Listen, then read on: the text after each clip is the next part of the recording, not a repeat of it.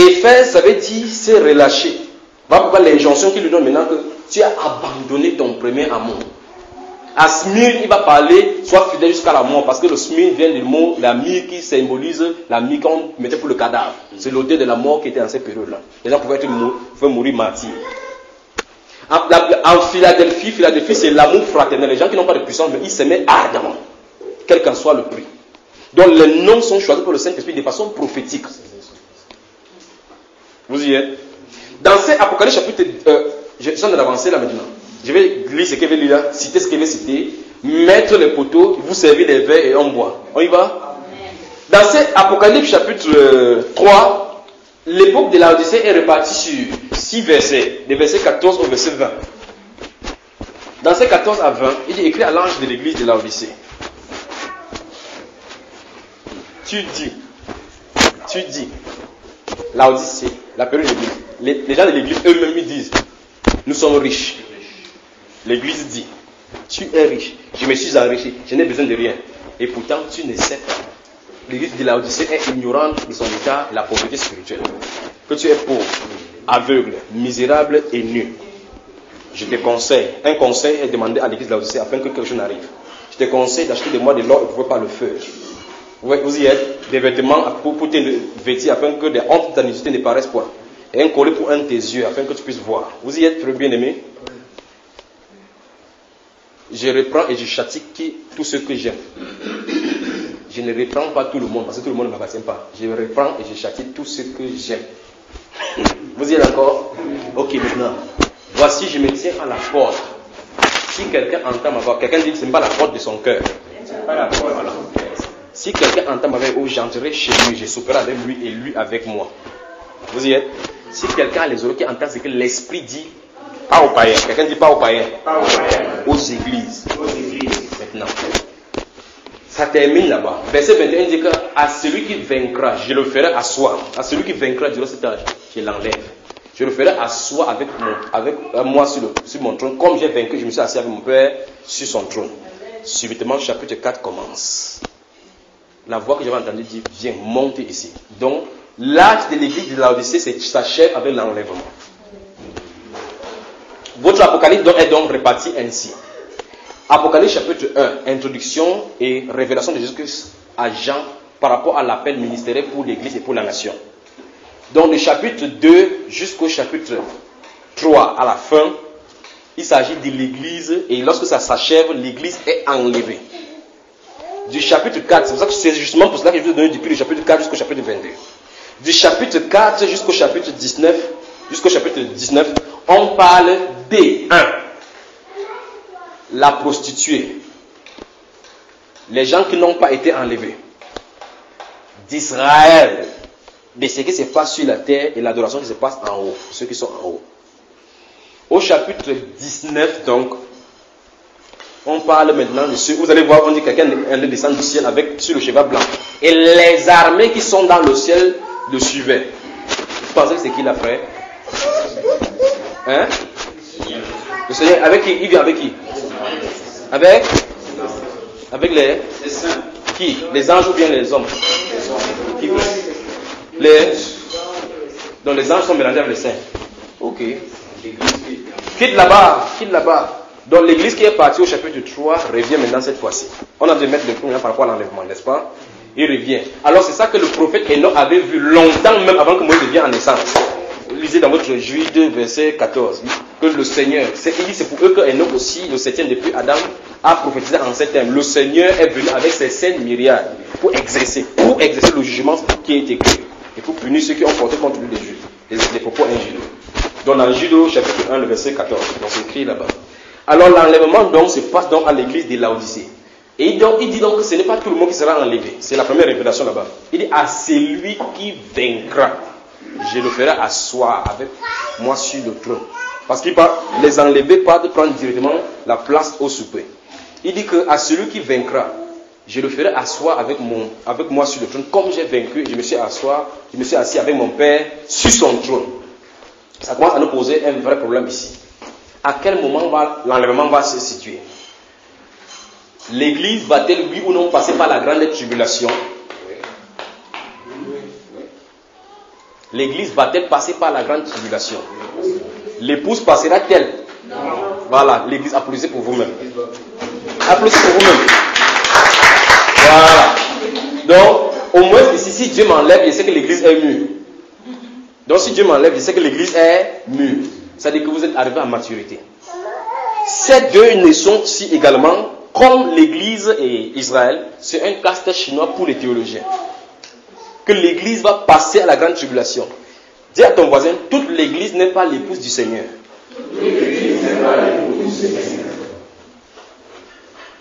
Toute l'église n'est pas l'épouse du Seigneur.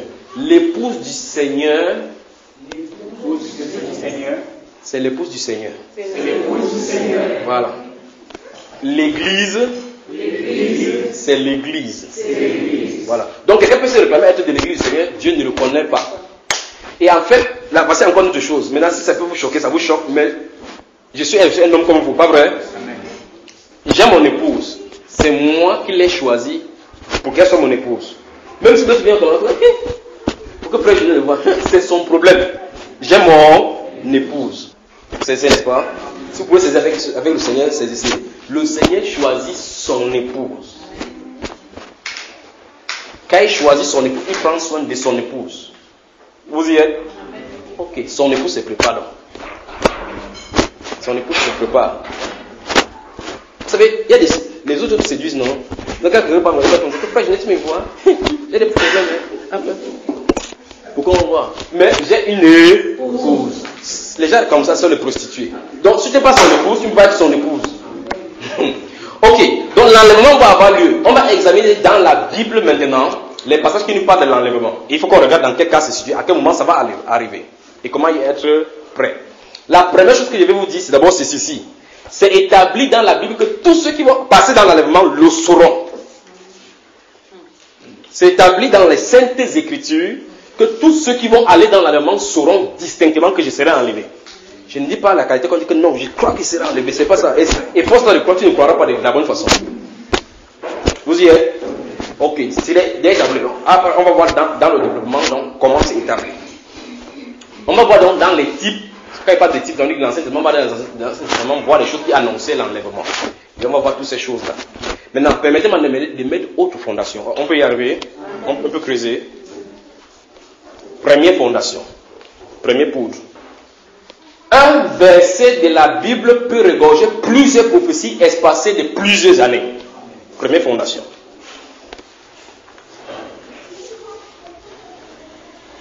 On peut aller, je dis bien, un verset biblique peut contenir plusieurs prophéties séparées de plusieurs années. Ces fondations seront claires. Parce qu'il ne faut pas que quand je vous montre que je dis que, regardez, ici on parle d'Israël, à partir de là on parle de l'Église. Ça commence à vous créer des problèmes. Donc il faut d'abord que je mette ces fondations. Je vous montre les exemples dans la Bible pour que vous ne soyez pas déroutés, d'accord? Je vais vous montrer les exemples dans la Bible là maintenant. Merci Père. Jean chapitre 19. Jean, le chapitre 19. C'est la première fondation. Il faut qu'on cimente la poutre. On met les cailloux, on met la terre, on fait un peu, on sait. Les maçons qui sont au milieu de l'autre comprennent mieux. Donc les fondations doivent être mises. Tu vas faire Michel. Pour que la maison soit solide. Bien aimé, c'est pour qu'on se prépare à la venue du Seigneur. Remarquez très bien encore une fois plus que le titre, là je n'ai pas dit, c'est préparer au retour du Seigneur. Parce que le retour du Seigneur, c'est pas ça que nous attendons. Nous attendons la venue du Seigneur. Où est la différence? Vous connaissez la différence entre la venue et le retour, pas vrai? Ok, on va avancer maintenant. Donc, je dis quel livre? Chapitre 19, lisons à partir du verset 13. Pilate, ayant entendu ces paroles, amena Jésus dehors. Et il s'assit sur le tribunal, au lieu appelé le pavé.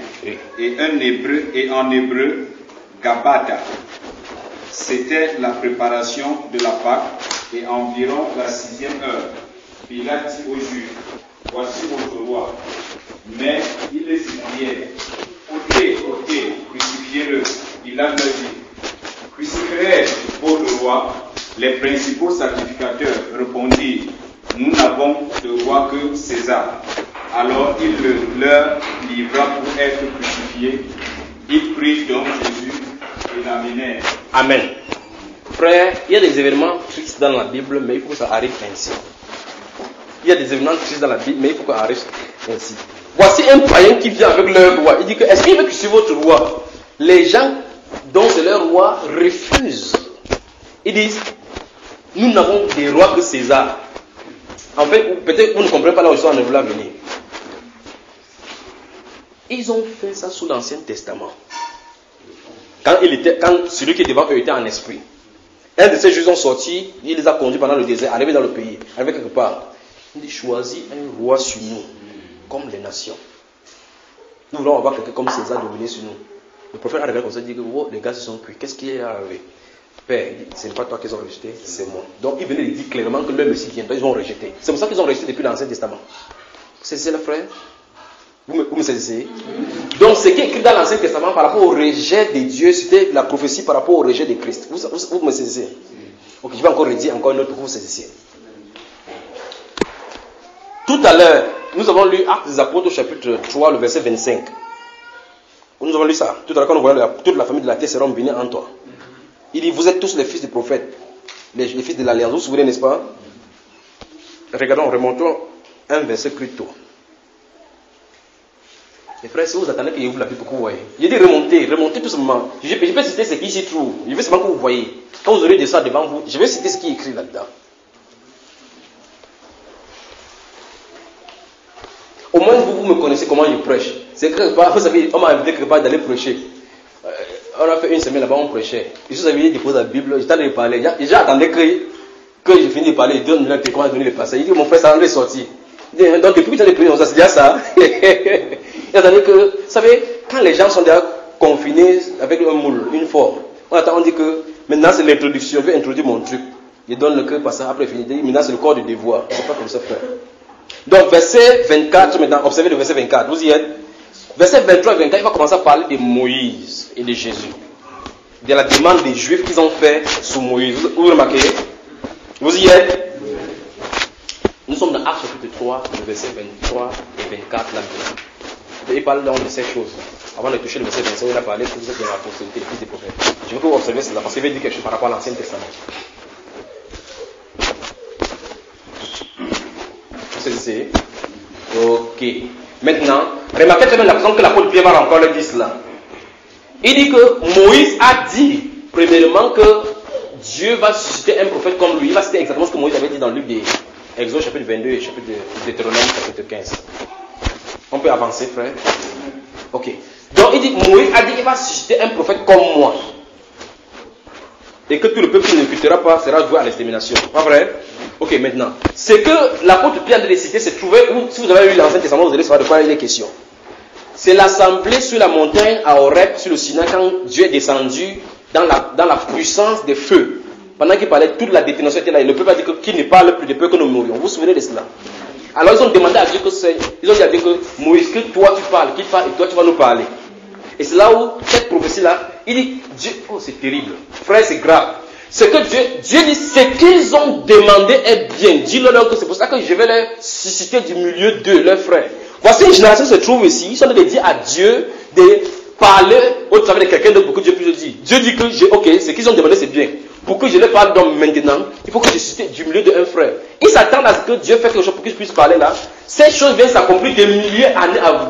Les gens qui demandaient cette chose-là à Dieu ne sont même plus là. Vous avez suivi la chose maintenant? C'est pour ça que j'ai dit, première fondation. Un verset biblique peut dire quelque chose, ça se réfère à plusieurs milliers d'années. Vous y êtes? Mais pourtant, pour eux, instantanément, il va effectivement parler au travers de Moïse. Désormais, on va dire que Moïse vient dire ainsi parle l'Éternel. Donc finalement, dans ce verset, il répond à leurs préoccupations et aux préoccupations futures dans le même verset. Vous saisissez? Il va encore prendre d'autres exemples pour que vous saisissiez. Jusqu'à pour que ça puisse. Je sais que vous avez saisi, mais pour qu'on puisse avancer. On y va. Si vous lisez dans les évangiles, vous allez remarquer donc que Jésus-Christ, après avoir été arrêté dans ce Jean chapitre 19 que je vous ai donné, avant d'arriver devant Pilate, on l'amène devant d'abord le souverain sacrificateur. D'abord devant le souverain sacrificateur. Il dit que, es-tu le roi? Lui a dit, mon royaume n'est pas de ce monde. Vous vous souvenez, n'est-ce pas? Après, il va lui dire quelque chose. Désormais, vous verrez le Fils de l'homme assis à la droite de la puissance de Dieu et venant sur les nuées avec une grande gloire. Frère, Jésus se tient là, les souverains sacrificateurs se tiennent là-bas. Ils n'ont jamais vu cela. Donc Jésus n'est pas en train de parler à eux. Et la Bible nous montre que quelqu'un, pendant qu'on le lapidait, s'est tourné dans l'esprit, il a vu Jésus debout à la droite de Dieu, tel qu'il en avait dit. Plus de 50 ans après la prononciation de ces paroles. Et le deuxième volet, et venant sur la haute nuit, depuis jusqu'aujourd'hui, ce n'est pas encore accompli. C'est ce que je vais vous montrer. Qu'une phrase peut contenir deux prophéties séparées à des milliers d'années. Ce sont les fondations que je suis en train de mettre. Jusque-là. On avance, frère? Ok. J'espère que vous saisissez. Vous saisissez, bien aimé? Ésaïe chapitre 60. 61. Ésaïe chapitre 61. Il avance avec l'autre. Je vous dis ces choses. C'est la fondation. Ésaïe chapitre 61. Vous y êtes, bien aimé? Ésaïe, le livre du prophète Ésaïe. Donc, je vais juste en mettre les bases avant qu'on arrive au niveau du sujet qui nous intéresse. Donc, depuis là, c'est l'introduction. Donc, introduisons. On y va. Ésaïe 61, le verset 1 dit quoi? L'Esprit du Seigneur l'Éternel est sur moi. Voilà, avançons. Car l'Éternel m'a porté de bonnes nouvelles aux malheureux. Oui. Il m'a envoyé pour guérir ceux qui ont le cœur brisé. Oui. Pour proclamer aux captifs la liberté. Oui. Et aux prisonniers la délivrance. Oui. Pour publier une année de grâce de l'Éternel. Oui. Et un jour de vengeance de notre Dieu. Stoppons. Vous remarquez très bien que le Seigneur Jésus, lorsqu'il est venu à Luc chapitre 4, verset 16, n'a pas prononcé « et un jour de vengeance pour notre Dieu ». Pourtant, en français, c'est écrit « pour publier une année de grâce de l'Éternel et un jour de vengeance ». Il s'est arrêté au niveau de la virgule et non du point. Alors, ça commence à poser problème maintenant aux biblistes. Quand tu veux lire un livre, il faut lire pour comprendre dans tout ce contexte. Alors, tu vas lire tout un paragraphe pour comprendre, alors que dans les versets, il y a problème. Dans les livres, il y a des problèmes. Si tu veux comprendre tout là pour comprendre ce qu'on a dit, frère, la phrase doit avoir un problème. Pour publier une année de grâce de l'Éternel et un jour de vengeance. Il n'est pas venu pour proclamer un jour de vengeance. La prochaine fois qu'il vient pour le jour de vengeance, ça se trouve ici. Le jour de vengeance, c'est ici. Pourtant, il a dit qu'il est venu publier l'année de l'Éternel, l'année de grâce, la période de grâce. Et un jour, la prochaine qui vient, le verset va continuer. Dans la même phrase, les versets ça fait plus de 2000 ans déjà que le premier volet a été accompli. Le deuxième volet n'a pas été à partir de un jour de vengeance de notre Dieu. Parce que ce jour de vengeance, si vous lisez votre Ésaïe chapitre 63 maintenant, il va dire qu'un jour de vengeance était dans mon cœur. On dit qui est celui-là qui vient de Bosra, des Dom, de torse bombé, ses vêtements pleins de sang. Pourquoi ton vêtement est plein de sang? Il dit parce que j'ai été seul à fouler à la cuve de la colère, la grande colère de l'Éternel. Personne nul n'a été avec moi. Alors mon bras m'est venu en aide. Car un jour de vengeance pour me racheter était sur mon cœur. Vous voyez la parole, n'est-ce pas? C'est pour ça que ces fondations sont nécessaires. Ces fondations sont nécessaires. Donc si vous prenez cela dans le livre de Luc chapitre 4, verset 16, 17, vous allez voir que jusqu'à c'est arrêté là-bas. On dit quand il a fini de lire et publié une année de grâce éternelle, il a roulé le livre. Il a déposé qu'aujourd'hui, cette parole de l'écriture que vous venez d'entendre est accomplie. Autrement dit, le ministère de guérison, de délivrance va marcher maintenant et la grâce va suivre. Vous voyez, n'est-ce pas? Ce n'est pas le jugement. Ce n'est pas le jugement, ce n'est pas la vengeance. Vous y êtes? Miché. Vous savez, je me réfère beaucoup plus au livre prophétique parce que c'est... Je me sens à l'aise là-dedans. D'accord? Si vous lisez ça, on dit que Habakkuk a fait telle chose. Si ça ne comprend pas, c'est ton problème. Demandez seulement au Seigneur de vous y conduire. Michée chapitre 5. Michée chapitre 5. Michée chapitre 5, bien aimé. C'est fort, d'autres sont allés dans la table de matière.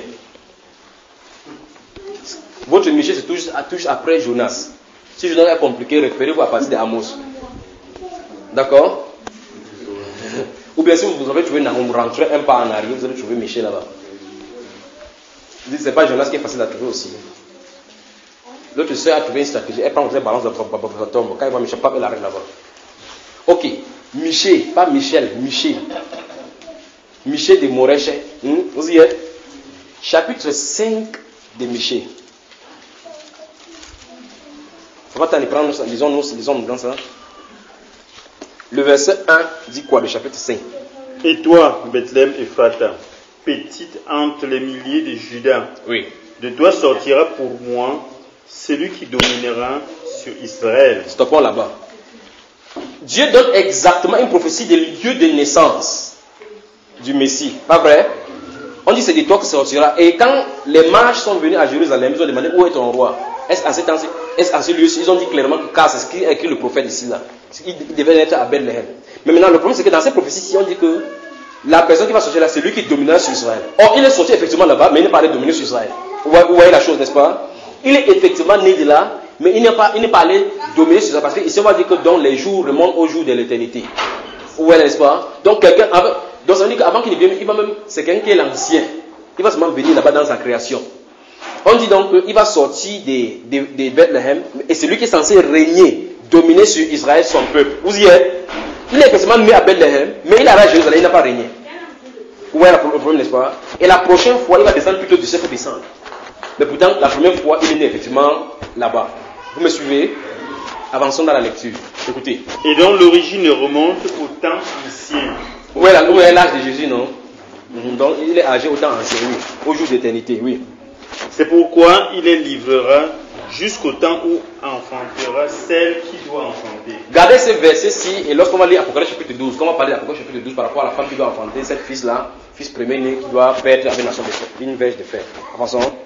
Et le reste de ses frères reviendra auprès des enfants d'Israël. Remarquons très bien la façon dont on est parlé ici. Directement dans cette prophétie-ci, on est de parler des chrétiens.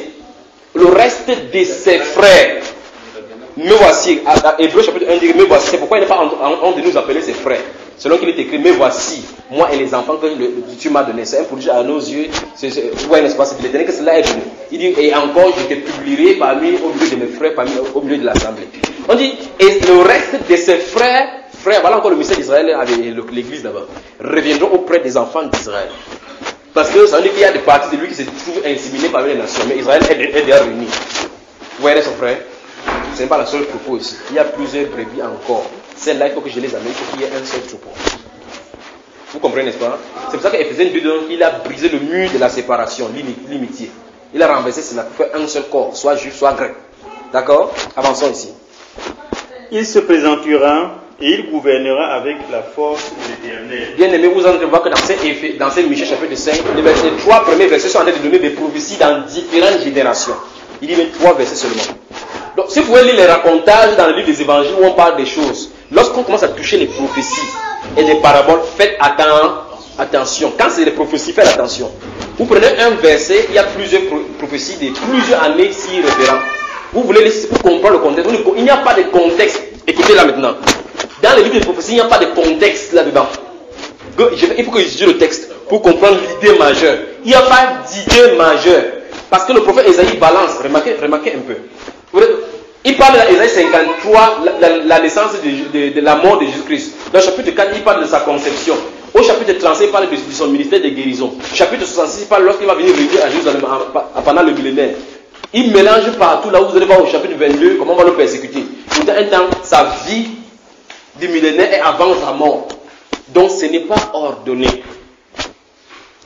Dieu a délibérément mélangé ça dans la Bible pour que ça vous donne des casse-têtes. Et afin qu'il envoie son esprit les ordonner. Parce que là, c'est son esprit qui est censé les ordonner. Voilà pourquoi l'une des meilleures choses dans la Bible à connaître, c'est l'enlèvement. Il faut que ça soit clair au sujet de l'enlèvement pour que, en fait, souvenez-vous de ce qu'il avait dit. Tu peux savoir que l'enlèvement peut avoir lieu telle période, mais ça va la possibilité d'y aller. Donc ici, frère, il dit quoi? Il dit qu'il va se présenter et il va gouverner avec la majesté du nom de son Dieu. Cette prophétie n'est pas encore accomplie. Pourtant, le premier avait été accompli. Où il est né à Bénin, effectivement. Vous voyez, n'est-ce pas? Il est retourné au ciel. L'autre volet n'est pas encore accompli. Voilà votre Bible. La première fondation est assimilée. Le premier pilier est assimilé. Deuxième pilier. Oui, frère. Ça veut dire que les prophètes nous exposent le plan pour rendre les bénéfices. Nous y voilà. Merci, frère. Si vous lisez dans ces Actes chapitre 3, toujours la conversation de l'apôtre Pierre avec le peuple juif, la Bible déclare que tous les prophètes rendent de lui le témoignage. Il dit tous les prophètes rendent de lui le témoignage. Cet mot, tous les prophètes rendent de lui le témoignage, que quiconque croit en ça, sauf que si je n'aime pas partie de la Bible, je vais voir parler de Jésus et son nom. Il a dit tous les prophètes. Et au chapitre 3, il va dire que depuis Samuel, En partant depuis Samuel, ils ont annoncé ces jours, les prophètes ont annoncé ces jours dans le chapitre 3 des Actes des Apôtres. Et donc ça veut dire que s'il n'est pas depuis le livre de Samuel, commence à voir, je vais voir comment on a annoncé les jours, le lieu et c'est super. Vous voyez, n'est-ce pas? C'est la Bible. La Bible déclare qu'elle est ressuscitée dans Luc chapitre 24, qu'elle a fait ces deux là qui marchaient pour aller à Emmaüs. Ne soyez pas distraits. Pour aller à Emmaüs, la Bible déclare qu'il s'est tourné vers eux, il a commencé à leur expliquer, il dit partant de Moïse, il leur expliquait dans les Écritures tout ce qui le concernait. Vous lisez les psaumes, on dit qu'on ne peut crucifier, pincer ses mains, partager ses vêtements. On a dit, mais à la fois ça se passait, le gars dit, c'est vrai, on a mis son tombeau parmi le riz. Est-ce qu'il était parmi les malfaiteurs? Il dit, mais attends. Cléopas, à la fois il y avait deux frères. Frère, l'écriture se déroulait. Donc, frère, c'est pour cela que les gens accusent à tort les chrétiens de dire que l'écriture est christocentrique. Mais quand on la met au nom, l'écriture dit que l'écriture est christocentrique. Vous comprenez, n'est-ce pas? Ce n'est pas les chrétiens qui disent que l'écriture est christocentrique. Les gens disent que les chrétiens forcent à ce que l'écriture soit christocentrique. C'est-à-dire que quoi? Que toutes les paroles se centrent sur Christ. C'est la Bible qui dit que toute l'écriture rend le témoignage de lui. C'est-à-dire quoi?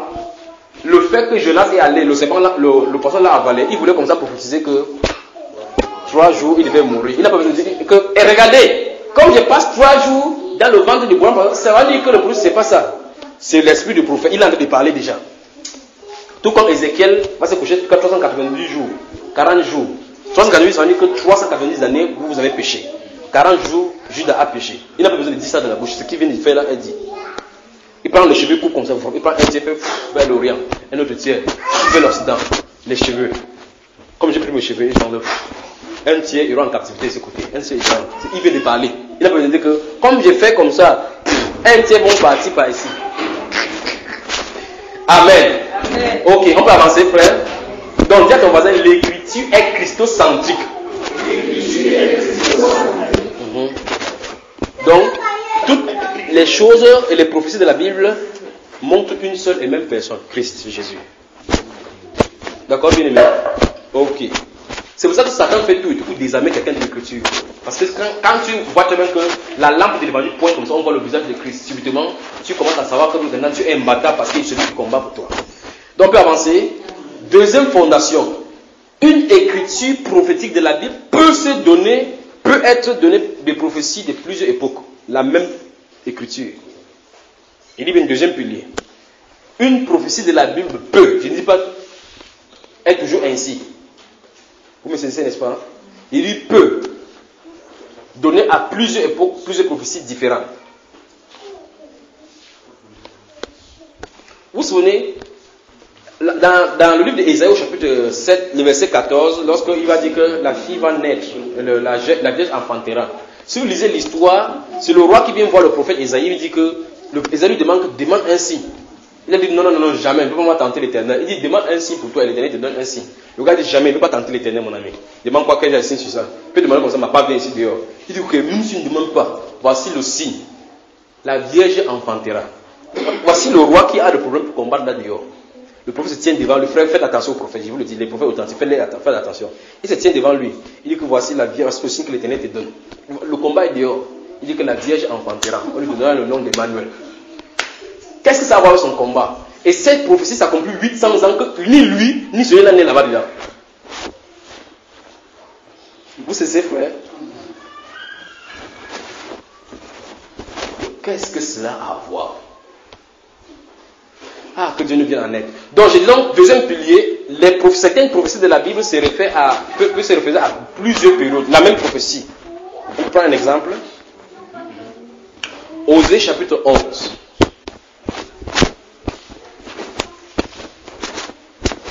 Osée chapitre 11.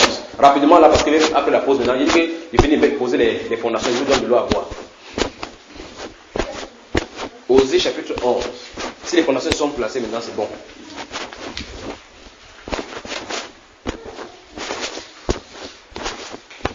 On avance. Le verset 1 seulement. Qu'est-ce que ça dit? Osée, on n'a pas encore trouvé. 1. Quand Israël était jeune, je l'aimais et j'appelais mon fils hors d'Égypte. Vous avez vu ça, frère? Il dit quand Israël était jeune, je l'aimais. Là, le premier volet, voilà encore, le premier pilier se trouve encore même dans ce verset aussi. Le premier pilier qui est d'abord construit se trouve dans ce verset. Quand Israël était jeune, je l'aimais. Et j'ai retiré mon fils hors de l'Égypte. Même phrase, dans une seule phrase. Le premier est adressé à Israël. Le deuxième est adressé à Jésus et à Israël. Le premier n'est pas adressé à Jésus. Parce qu'il n'y a pas un temps où Dieu aime Jésus. Alléluia. Ok. Quand Israël était... Maintenant, si vous lisez, si vous avez la Bible des renvois, vous allez remarquer qu'on a renvoyé dans Matthieu chapitre 2. Si votre Bible renvoie, vous allez voir qu'on va renvoyer dans Matthieu chapitre 2. Vous y êtes, n'est-ce pas? Ok.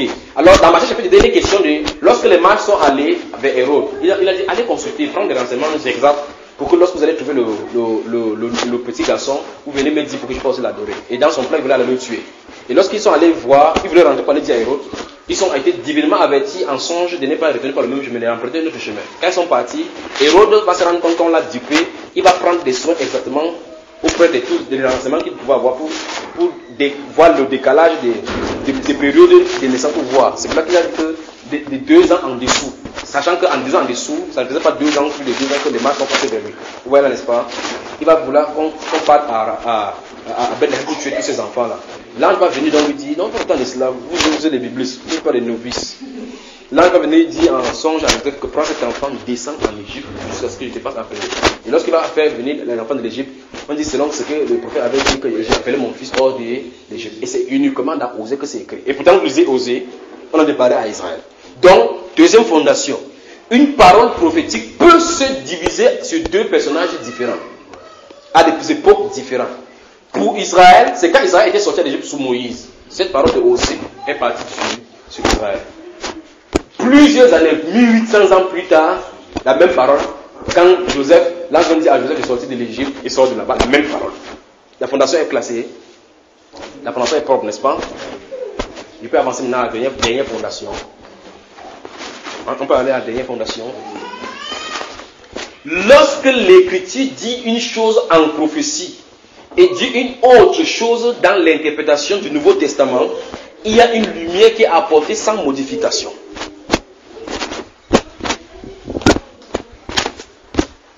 Lorsqu'une prophétie parle d'une certaine façon et que l'interprétation dans le Nouveau Testament parle d'une autre façon, mettez autre entre guillemets, parce que ça ne peut pas changer, c'est pas contradictoire, d'accord? L'Écriture est en train d'apporter davantage de lumière sur ce qui a été dit. On avance. Lorsque une écriture est dite dans l'ancienne alliance d'une certaine façon et dans la nouvelle d'une certaine façon autre que ce qui est écrit, ce n'est pas modifiable, c'est une lumière qui est ajoutée à ce qui a été dit. Je vais prendre des exemples, seulement vous comprenez. Quand l'homme péchera, on viendra chez le sacrificateur avec le bélier. On va sacrifier. Le sang est versé. Dieu ne demande pas, prend pas plaisir aux holocaustes. Le sang là, Jésus-Christ est l'agneau de Dieu. L'agneau dont on parle là, c'était Jésus. Ça n'a pas été modifié. C'est la lumière qui a été apportée parce qu'il a mis en l'éclairage ce qu'il voulait dire. Vous avez saisi là maintenant, n'est-ce pas? Ok. Maintenant, je vais prendre donc 2 exemples et puis on va arrêter pour la fondation. Parce qu'il y a des gens ici dont les nez, on a repéré exactement la mamie, la couleur des assos. Bon, on avance. Père, aide-moi à cette heure. Vous êtes avec moi, mais il semble derrière la l'odeur, qu'est-ce qui ne va pas? J'ai compris que c'est le côté paresseux. Comment, frère? Vous priez pour moi, pendant que je ne suis pas prier pour vous. Je fais tout et tout pour que la flèche bombarde ces choses ici, pas là. Parce que si c'est ici, vous allez aller devenir des discoureurs dehors. Si c'est ici, vous allez prendre la chose à cœur pour entrer devant le Seigneur, que l'heure est grave. On est la prolongation, la Bible va venir puis. On avance, frère. Je veux que vous me redites donc le 3e pilier. Qu'est-ce que j'ai dit? Lorsqu'une écriture est dite dans l'ancienne alliance, cela s'explique immédiatement dans la nouvelle alliance. La façon dont cela dit, il ne plaisera pas à dire la chose que j'ai dit, la façon dont j'ai dit. Attends, frère, ce qu'il a dit c'est vrai, mais il dit que ça ne porte pas la portée que la description le dit. Ça veut dire que la chose est dite ici, dans l'ancienne alliance, sous une façon. On a vu ça tout à l'heure lorsque nous lisons Jean chapitre 6, verset 45, et Isaïe chapitre 54, on a lu un exemple. Jésus cite une écriture, mais il ne cite pas de la façon que c'est cité. Si c'est toi et moi, on va citer littéralement comme ça là. Mais comme lui, il est prophète, il sait exactement ce que l'écriture veut dire. Il le dit à la lumière de ce que c'est la pensée que Dieu lui avait donnée. Mais il a pris le but, il a écrit en scellant. C'est ici, n'est-ce pas? Tu comprends, frère? Lorsqu'une écriture est dit sur l'ancienne alliance d'une façon, et dit d'une autre, c'est pour ça qu'il dit mettre autre entre guillemets. autre dans la nouvelle alliance, ce n'est pas modifié, c'est une lumière qui est dite par rapport à ce qui est dans l'ancienne alliance. Je vais prendre 2 exemples seulement. D'accord? Prenez Psaume 82. Vous allez déguster quelque chose en disant. Prenez Psaume 82, verset 6. Donc on avance. Je vais prendre l'autre. Je vous aime bien aimé. Vous m'aimez aussi. Psaume 82, verset 6. Les piliers vont nous aider tout à l'heure. Frère Michel, Psaume 82, verset 6 dit quoi? J'avais dit, vous êtes des dieux. Voilà. Alors, vous êtes tous des fils du Très-Haut. Frère Michel, à ton avis, on parle à qui? À ton avis, qui... D'abord, qui parle? C'est David qui parle, mais non, c'est... Donc David nomme déjà les dieux, frère Michel. David dit quoi? C'est qui parle dans la bouche de David, hein? C'est ce que je voulais. Ok, donc qui parle? Donc finalement, qui parle? Qu'est-ce qu'il parle? Ok, donc il dit donc quoi? J'avais dit, vous êtes des dieux. Ok, il s'adresse à qui? Si une personne ne bavard pas seul, c'est qu'il est arrivé là, il y a le soleil qui le trouble. Donc Jésus ne peut pas parler, ou bien Dieu ne peut pas parler à lui seul, pas vrai? Donc il s'adresse à qui, frère Michel?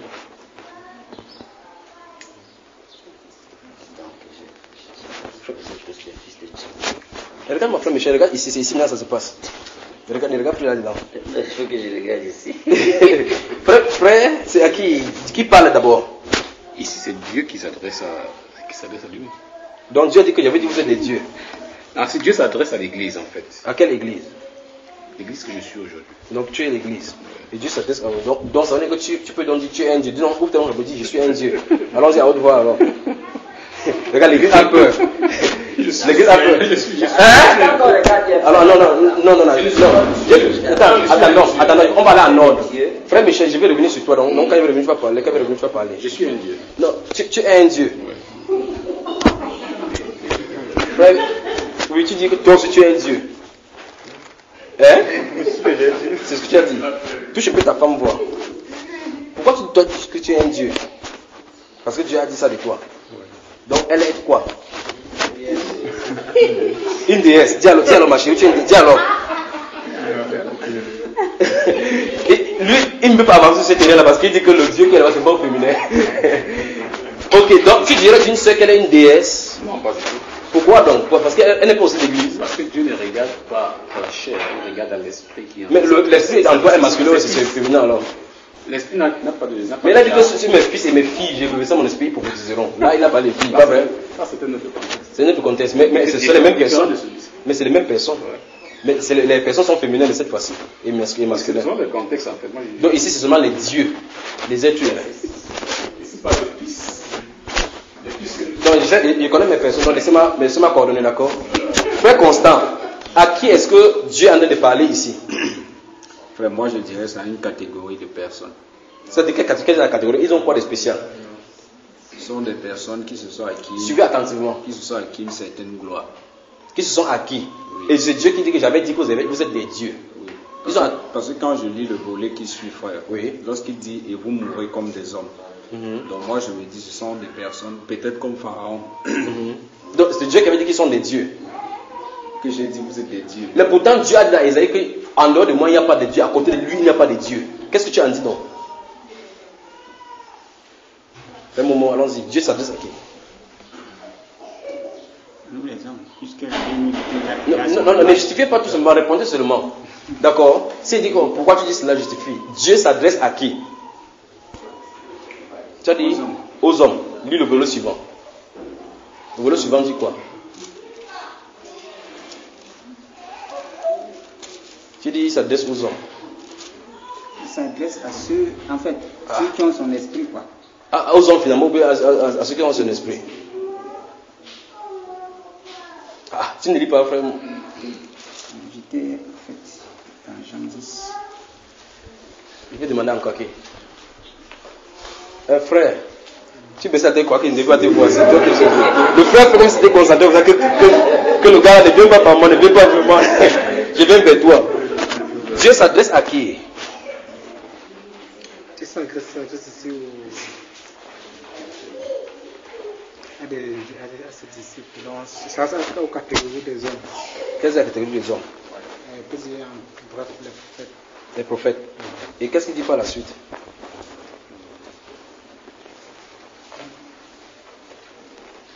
Bon, je peux dire la suite, je ne pense pas que c'est relié à ce livre. Le frère a la révélation. En fait, les versets qui sont écrits là-bas ne sont pas liés du tout. À un moment donné, il parle aux êtres humains, à d'autres moments, il parle à Satan et aux anges. Donc, on va revenir sur ça, mais laissez-moi vous montrer des parallèles là maintenant. C'est moi pour vous titiller. Donc, vous qui avez dit que vous êtes des dieux là, vous avez des problèmes à rendre compte avec Dieu. Donc, Dieu a dit qu'il y a point de Dieu à côté de lui, vous avez dit que vous-même vous en avez un. Donc, de toute façon, c'est votre problème. Mais permettez-moi de mettre les jalons dont je voulais mettre, d'accord? C'est ici donc l'une des bases de la fausse doctrine de la prospérité. Toute personne qui prend les doctrines de prospérité affirme qu'ils sont des dieux. Mais bon, maintenant, ces frères, tant qu'on n'entre pas dans la pensée de Dieu, pour comprendre ce que lui, il a dit, vous avez des problèmes. Ici, si vous dites, j'avais dit vous êtes des dieux, il allait s'adresser aux hommes. Vous avez des problèmes parce qu'en bas, il dit, cependant, vous mourrez comme des hommes. Vous savez, ça n'a pas de sens. Là, vous comprenez bien que vous avez dit que Dieu, lui, bégaye. Vous savez que ce n'est pas de sens, n'est-ce pas?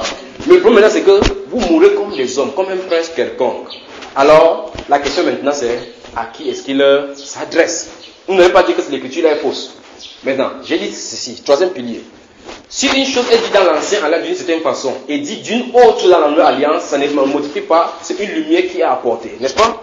Jean chapitre 10. Parce que c'est une de ces choses qui est dite d'une façon. Mais ne fermez pas dans c'est psaume 82. Ok. Il faut vraiment qu'on avance parce que le temps. Dans Jean chapitre 10, prenons le verset 36 et 37. Donc vous connaissez l'histoire. Verset 30, il dit moi et le Père nous sommes un. Et puis les gens commencent à parler que toi qui tu t'es fait Dieu, n'est-ce pas? Touchons le verset 36 là rapidement. Ok, remontons. Verset 34, lisons là-bas. 34. Oui. Jésus leur répondit, n'est-il pas écrit dans votre loi, j'ai dit vous êtes des dieux? Vous avez vu, n'est-ce pas? Donc Jésus, notre Seigneur, a cité exactement ces passages-ci. Il dit, n'est-il pas écrit dans votre loi, dans la Psaume 82, verset 6, j'ai dit vous êtes des dieux, avançons. Si elle a appelé Dieu ceux à qui la parole de Dieu a été adressée. Stoppons. Donc Jésus vient de nous expliquer exactement à qui on s'adressait. Mais pourtant il a cité une parole qui a été dite dans la loi d'une certaine façon. J'avais dit, vous êtes des dieux. Quand on dit vous êtes des dieux, frère, si on pose la question, si Jésus n'avait pas dit ça, ni toi ni moi n'avons le pouvoir de répondre. Parce que ça ne s'est pas clair dans la Bible. Mais le fait maintenant que Jésus a dit ça d'une certaine façon, il apporte donc la lumière sur cette chose-là. Il dit, n'est-il pas écrit dans le psaume 82, verset 6 que j'ai dit vous êtes des dieux? Si elle, la loi, a appelé Dieu ceux à qui la parole a été adressée. Donc finalement, j'avais dit vous êtes des dieux. Vous, c'est ceux à qui la parole a été adressée. C'est à eux. Ce sont eux qui sont des dieux. Maintenant, il y a encore jusqu'à là, le problème subsiste. L'écriture ne peut se contredire. Dieu dit qu'en dehors de lui, il n'y a point de Dieu. Il ne sait pas prouver de Dieu. Et à côté de lui, il n'y a point de Dieu. Donc le Dieu qui est écrit là-bas, ce n'est pas Dieu au sens de Dieu qui est divinité. Ce n'est pas au sens de divinité. Donc ce n'est pas au sens de divinité. Mais quand les gens des doctrines de New Age parlent de Dieu, ils parlent en fin de compte qu'ils sont divins. C'est ça qu'ils disent. Donc ils prennent effectivement le divin. C'est ce que vous saisissez. C'est la différence là-bas. Ok. Si tu dis que moi je suis un Dieu, il faut d'abord premièrement te poser la question si la parole de Dieu t'a été adressée. Si la parole de Dieu t'a été adressée, alors tu es un Dieu, mais pas au sens du divin. Mais en disant que tu es un Dieu, il faut que tu comprennes d'abord ce que Dieu lui a fait par Dieu. Mais et si tu ne comprends pas ça, veut dire que tu ne sais pas d'abord que ce n'est pas à toi. Vous y êtes, n'est-ce pas? Vous avez gardé ce qui est à l'esprit, n'est-ce pas? J'avais dit vous êtes des dieux, vous êtes des dieux. Mais c'est pendant que vous mourrez comme des hommes. Ok. Si elle a appelé comme ça, elle appelait Dieu comme ça, pas tout le monde. Ceux à qui la parole de Dieu a été adressée. Prenons par exemple un roi rapidement, un roi chapitre 17 verset 1, lisons cela. Ou bien chapitre 18 verset 1. Un roi chapitre 18, le verset 1 seulement.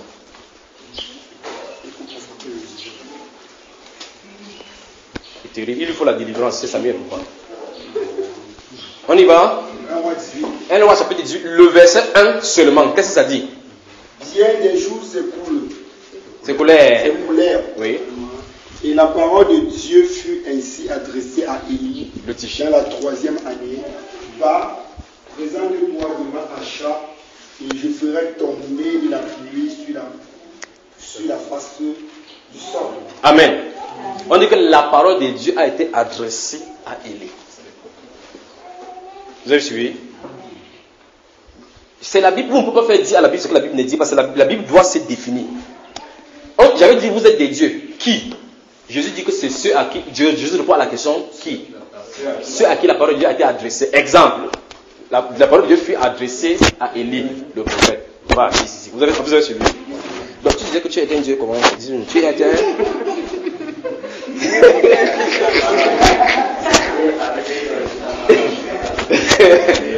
Donc ainsi parle le prophète, c'est le prophète Tétagnon. Donc vous savez qu'il est prophète. Or, Dieu, donc j'ai dit encore, Dieu ce n'est pas au sens de la divinité, d'après la Bible, mais ceux qui utilisent maintenant pour détourner les gens, c'est dans le sens de la divinité. Pas encore que les gens les adorent. Donc remarquez maintenant que tous ceux-ci qui sont dans la Bible, personne ne se prosterne devant eux. Et ils n'acceptent même pas ça, ceux à qui la parole de Dieu est adressée. Pour montrer que donc Dieu, et voilà, c'est le vrai problème maintenant avec l'extraction. Oui. Pourquoi on n'aurait pas mis Dieu là entre guillemets pour signifier? Non, mais c'est une question, c'est intéressant, frère Michel, c'est une question. On aurait peut-être entre guillemets. le Dieu là entre guillemets pour signifier que c'est. Ce n'est pas un vrai Dieu comme un Dieu là. Oui, c'est pas le vrai Dieu. En quelque sorte, c'est des gens qui sont les représentants de Dieu. Oui. Qui viennent parler pour Dieu, mais qui ne sont pas en fait des dieux de la divinité. Frère Michel, si c'est comme ça, c'est que les Écritures seront truffées des carrés, des triangles, des entre guillemets. Dieu a sa pensée. C'est pour ça que c'est avec petit d. Même si avec petit d, ça cause du problème, parce que Satan appelait Dieu de ses sexes avec la même légalité. Oui, frère. Et dans le sens où on dit que la parole est une prophétie. Oui. Donc pendant que je prêche l'évangile, j'annonce une prophétie. Oui. Si je n'ai pas reçu la parole. Non, on n'a pas dit que ceux qui prêchent, on a dit que ceux à qui la parole a été adressée. C'est pour ça qu'il y a différence entre les prophètes et ceux qui ont le don de prophétie. Voilà encore un autre exemple pour que ça maintenant bien clair.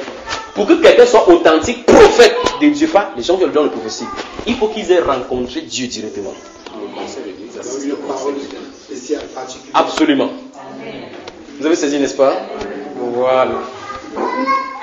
Si Dieu t'a parlé face à face, alors on t'appelle porte-parole de l'Éternel. Ceci parle de la part de l'Éternel. Quand un jugement est dit, ainsi parle l'Éternel, ne pleuvra pas de la pluie, sinon c'est ma parole, il se tourne.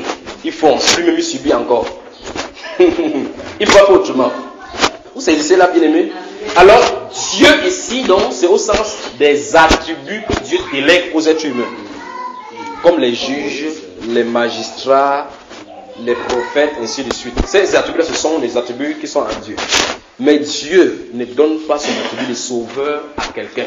Son attribut de rédempteur. Donc, il n'y a pas de co-rédemptrice. Oui, frère. Il y a aussi les attributs de roi de la terre. Absolument. Absolument. Il y a des attributs du roi de la terre, d'accord? Ça, c'est les attributs qui est dans la divinité. Il dit que l'attribut de Dieu, ce sont les gens qui gouvernent, ceux qui sont dominés. C'est pour cela qu'ils sont ici au niveau d'une confrontation entre le pouvoir de l'autorité et le pouvoir de l'autorité. Par l'autorité de Jésus-Christ, lui, il a déclaré qu'il est en même temps Dieu, en même temps humain. C'est pour ça qu'on veut le lapider. Il dit, mais si à ce niveau, c'est dit, ça veut dire qu'il blasphème. À combien de raisons les êtres humains la parole de Dieu a été adressée, il appelle ceci Dieu. Qu'est-ce que ça vous semble? D'accord? Donc je recommence encore, troisième pilier. Lorsqu'une parole est dite dans l'ancien à d'une certaine façon, et c'est dit autrement, autre façon, dans la nouvelle alliance, ce n'est pas changé, c'est une lumière qui lui est apportée. Vous avez maintenant compris, n'est-ce pas?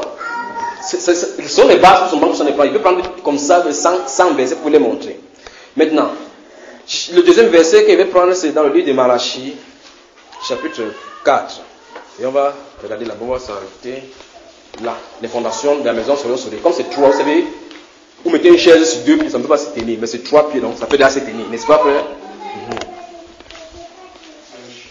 Chapitre 4. Donc on a encore l'introduction, on est d'accord? Voilà. Malachie chapitre 4, le verset 4 dit quoi? Malachie 4, le verset 4. Oui. Souvenez-vous de la loi de Moïse. Oui. Mon serviteur, oui, auquel j'ai prescrit en oreille pour toutes oui, les préceptes et les ordonnances. Oui. Voici, je vous enverrai Élie, oui, le prophète, oui, avant que le jour de l'Éternel arrive. Oui. Ce jour grand et redoutable. Oui. Il ramènera le cœur des pères à leurs enfants et le cœur des enfants à leurs pères. Oui. De peur que je ne vienne frapper le pays d'interdit. Arrêtons là-bas. C'est ce que le Saint-Esprit dit dans la bouche du prophète Malachie. Il dit, avant que le jour de l'Éternel arrive, je vais envoyer Élie le prophète. Il va venir ramener le cœur des pères aux enfants et des enfants à leurs pères. Avant que le jour de l'Éternel n'arrive, ce jour grand et glorieux, ce jour puissant, ce jour ténébreux dont ce qu'on lui a parlé de Joël. Alors maintenant, Élie est censé venir faire quoi? Quelle est sa mission? J'amène le cœur de fils. À haute voix, frère. Ne crains pas, il n'y a pas de divin maintenant dedans. Je vais ramener le cœur des pères aux enfants, des enfants aux pères. C'est la réconciliation. La réconciliation. Ok, lève-toi, on va voir ça. Vous montez, vous descendez, vous ne comprenez pas, vous allez comprendre la Bible.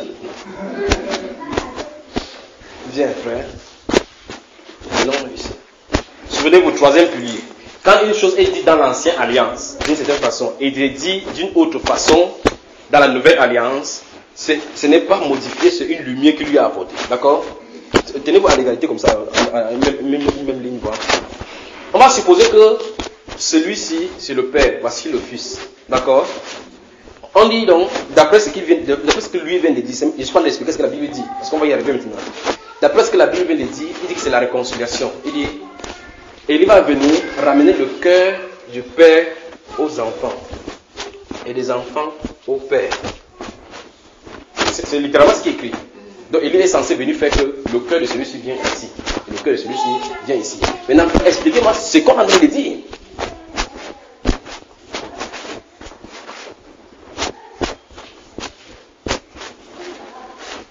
Expliquez alors. Donc, ton cœur doit quitter venir ici. Le cœur doit quitter venir ici. Le cœur du Père aux enfants et des enfants à leur Père. Vous pouvez tenter de parler, frère. Frère Constant, tu es toujours inspiré. Dis-nous. Que l'inspiration a chuté, ça t'arrive. Non, en fait, ce que je voulais dire, frère, c'est que c'est mettre la paix. Parce qu'au préalable, il y a eu discorde. Où est-ce qu'on a parlé de discorde là-dedans? Vous commencez à créer des problèmes pour les résoudre. Il dit qu'Élie vient pour donner le cœur des pères, mettre le cœur aux enfants. Maintenant, s'il y a discorde, n'est-ce pas, il y a discorde ici et ici. Si change mais si le même problème recommence, non? C'est pas ça, frère. S'il y a un problème, pourquoi on nettoie les problèmes tout simplement? Si tu as le problème, c'est le cœur, c'est un cœur de problème. Le cœur, c'est un cœur de problème. Tu fais comme ça, tu as fait quoi? Tu as pris 8, tu as pris la place de 6, tu as pris 6, tu as pris la place de 8. Frère Constant. Venez vous asseoir bien aimé, pourquoi? Avant qu'on voit une temps. Ramener le cœur de l'enfant au père, le cœur du père au fils. Oui. Alors, lorsque je lis Éphésiens 2, verset 20, oui. je vois que les apôtres sont comme les fondements de l'Église. Oui. Et lorsqu'il dit, c'est comme les pères, donc ils déplacent les apôtres à la place des pères. Oui. Maintenant, l'évangile qu'ils ont prêché. Oui. Alors, ce Élie-là vient prendre l'évangile il amène le cœur des pères, il amène d'abord le cœur des pères au fils. Il vient prendre l'évangile des apôtres et donne au fils et prend le cœur des frère Constant, applaudissez pour le frère Constant. Bon, ce qu'on va faire, c'est qu'on va prendre Ferrand, frère, ensuite par ici, toi comme ça, ensuite par ici, comme ça, on change comme ça. D'accord? Vous allez remarquer, chaque fois il va appeler le frère Constant, chaque fois il va appeler Ferrand, Ferrand va appeler Constant. Donc en fait, le frère Constant est exactement dans la chose. Vous savez, c'est un peu comme si tu as donné la mathématique à un enfant subitement par réflexe, là trouvé. Quand il était petit, comme ça là, tu me disais seulement que tel fois tel. Je disais aux approuves, mais tu me dis que quelqu'un ne peut pas, je ne sais pas comment c'est fait pour sortir. Mais c'était ça. J'ai été étonné de moi que comment tu fais pour que ça sorte exactement comme ça. Moi, mais je ne sais pas comment on fait. Donc, si tu me quiz là-bas, montre comment 65 x 6 donne telle chose. Mais tu as demandé, c'est sorti. Et tu tapes la calculatrice, c'est ça.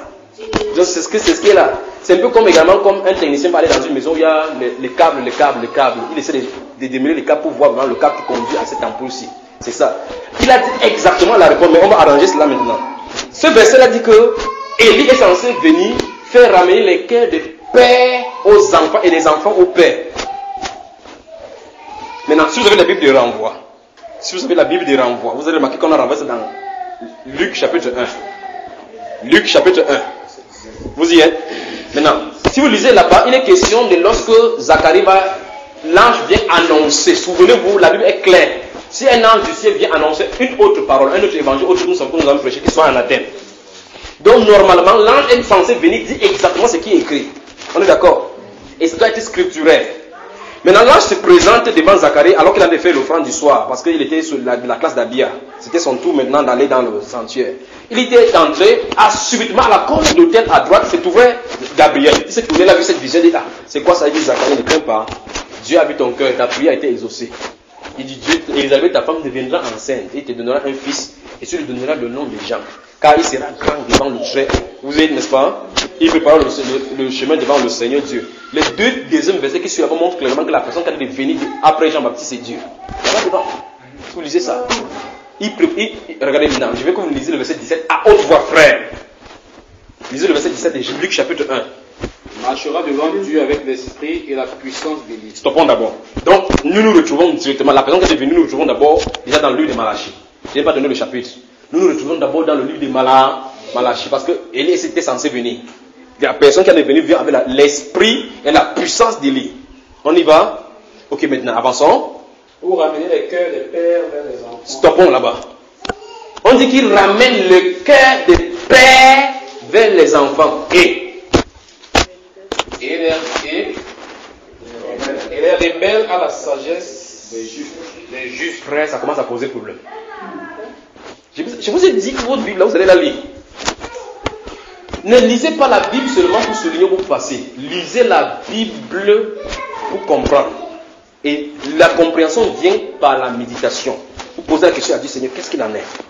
Il vous guide dans la parole, il dit, va là-bas. Va là-bas, c'est pour ça qu'il disait ceci, c'est pour ça qu'il disait ceci. Et le tableau est complet. Mais la prophétie dit que Élie qui va venir va ramener le cœur des pères aux enfants et des enfants aux pères. L'ange vient dire que cet enfant qui va être devant le Seigneur, il va ramener seulement le cœur des pères aux enfants. Il ne dit pas l'autre volet. Donc il y a deux Élie que ça concerne. Il y a deux Élie, bien aimé, écoutez très bien. Il y a deux Élie que cela concerne. Le premier Élie vient ramener le cœur des pères aux enfants. Le second va venir la prochaine fois. Ce n'est pas encore accompli, il n'est pas encore venu. Il va revenir le cœur des enfants aux pères. Maintenant, les pères et les enfants du premier n'est pas les pères et les enfants qu'on parle en second. C'est ça le problème là maintenant. Parce qu'il y a deux alliances, l'ancienne et la nouvelle. Je viens de mettre les fondations. C'est la troisième fondation. Quand quelque chose dit est dans l'ancienne alliance et dit de façon nouvelle, ce n'est pas modifié, c'est une parole, c'est une lumière qui lui est apportée. Il dit, et le cœur des rebelles à la sagesse des justes, afin de disposer au Seigneur, de préparer au Seigneur un peuple disposé. Bien disposé. Autrement dit, toute personne qui croit à Jean croira normalement et automatiquement à Jésus-Christ qui arrive. Vous y êtes, n'est-ce pas? On peut y arriver, on peut avancer. Ok. Donc ça veut dire qu'on a deux alliances. Dans chacune des alliances, il y a des pères fondateurs qui sont garants. Dans la nouvelle alliance, il s'agit des doctrines des apôtres, comme celui-ci a dit. C'est pour ça qu'il dit que c'était exactement cela. Alors ces doctrines-là sont tombées au courant des siècles. Dieu va susciter Élie qui va venir pour faire revenir le cœur des enfants. Les enfants, ce sont ceux qui ont été produits par là, qui retournent à la doctrine originelle des apôtres. Vous saisissez le point? Or, l'autre Élie vient pour faire retourner le cœur des pères aux enfants. Vous saisissez, n'est-ce pas? Le père, les pères de la loi, il va prendre la loi pour donner au cœur. Donc, quand l'église quitte, on revient encore sur la loi. Avant de commencer, ça veut dire que souvenez-vous de la loi de Moïse. Donc, ça va revenir. Frère, la fondation est posée. On peut fermer la Bible, on peut se lever les mains. La fondation est posée. Maintenant, on peut commencer l'enseignement sur l'enlèvement. On peut se lever un peu. Frère, c'est pas l'autre, c'est pas une prophétie, c'est pas la verset biblique. Fais comme ça, mais regarde si c'est encore si un verset biblique comme ça. Ok. Donc, bien aimé les sœurs, là, s'il y a des rafraîchissements apportés que les saints du Seigneur prennent cela. Nous allons donner seulement de bonnes choses au sein du Seigneur. Si la petite qu'on veut persécuter le sein du Seigneur. Amen. Donc, détendons-nous pendant quelques minutes avant de commencer. Que le Seigneur vous bénisse.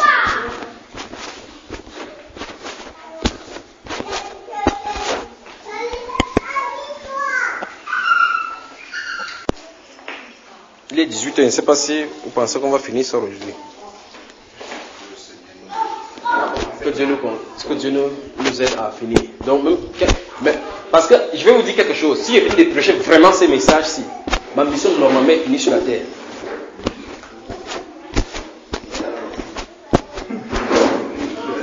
Frère Michel veut me voir. Il dit donc, normalement, si j'ai fini de prêcher ça, ma mission est finie. Mais, le problème maintenant, c'est que ce n'est pas seulement à vous que c'est destiné. Vous dites, voilà. Ok, Luc chapitre 12. Que le Seigneur vous bénisse. Donc la prochaine fois, vous serez les artisans donc des... Souvenez-vous, la parole de Dieu est infaillible. Vous pouvez tordre la parole comme vous en avez tordre, comme vous pouvez tordre n'importe comment. Dieu va donner la lumière à sa parole. Vous pouvez faire dire à la parole ce que la parole ne dit pas. Ça peut durer un certain temps. Dieu va donner la lumière à sa parole. C'est-à-dire, le Saint-Esprit va lui interpréter sa propre parole. Amen. Le Saint-Esprit va interpréter lui-même sa propre parole. D'accord? Lorsque vous prenez les paroles de Dieu et que vous enlevez pour que la parole de Dieu fasse une chose ou bien dise une chose qui n'est pas vôtre. Lorsque vous prenez la parole de Dieu, comme par exemple le cas des... J'avais dit vous êtes des dieux, vous êtes tous des fils de Dieu très haut là. Lorsque... Donc maintenant si ma tenue ne vous plaît plus comme avant, souvenez-vous, c'est parce que je sens de porter les peines des autres. Lorsque la parole de Dieu est dite d'une certaine façon, Dieu s'attend à ce que ça soit expliqué de cette façon-là. C'est pour ça que chaque fois Dieu va interpréter sa parole, la Vierge enfantera. Pose-toi la question n'importe comment la Vierge va enfanter. Vous montez, vous descendez, le moment va arriver, il va interpréter, la Vierge enfantera. C'est n'est-ce pas? Alors, s'il y a un événement dans l'histoire du monde qui est un événement glorieux, c'est l'enlèvement de l'église du Seigneur. J'allais dire de l'épouse du Seigneur Jésus-Christ. Et si cet événement-là est un événement le plus attendu, on s'attend à ce que Dieu nous donne les explications à ce sujet. On est d'accord, n'est-ce pas? Alors, comme l'un des sujets, comme parmi les autres sujets de la Bible, c'est disséminé au travers de la Bible. Donc, quand quelqu'un sort ce qu'il peut faire aujourd'hui, il ne peut pas vous donner les versets entièrement. Même si vous devez faire n'importe comment, il ne peut pas vous donner les versets entièrement. Une fois, je vais vous donner les versets sur les élus. Vous vous souvenez, n'est-ce pas? Quelques versets sur les élus. Maintenant, on va devoir toucher certaines choses là maintenant par rapport aux élus. On est obligé. Donc, les versets, ou bien les passages parlant de l'enlèvement. Donc, l'événement de l'enlèvement dont on le voit maintenant, c'est disséminé dans la Bible comme les autres événements. Vous ne verrez dans la Bible, vous ne verrez pas dans la Bible que pour se marier, vous faites comme ça. Il faut aller dans la Bible pour faire ressortir tout cela pour que le plan de Dieu soit parfait. Exactement comme le peintre. Si vous allez voir un peintre, il va s'asseoir comme ça là. Il va faire avec un style de pinceau. Prendre une distance avant de faire encore comme ça. Vous voyez, ça ne vous semble rien. Mais un autre peintre vient et dit waouh, quelle œuvre de génie. Toi tu restes là, tu ne vois pas ce que c'est. Mais quand un peintre lui il comprend les signes à l'action. Vous voyez ça? Il y a quelque chose qui me dérange là. Lorsque vous voulez mettre votre téléphone sur enregistrement, la première chose, vous mettez en mode vol. Vous coupez le réseau. Mettez la scène que si quelqu'un vous appelle, que ça ne passe pas. Parce que si quelqu'un vous appelle, ça va couper l'enregistrement. Donc il y a quelqu'un qui... Vous suivez? Non, ça a fini. Je ne sais pas lequel. Pourquoi c'est mon frère Michel ici? Je peux avancer, bien aimé?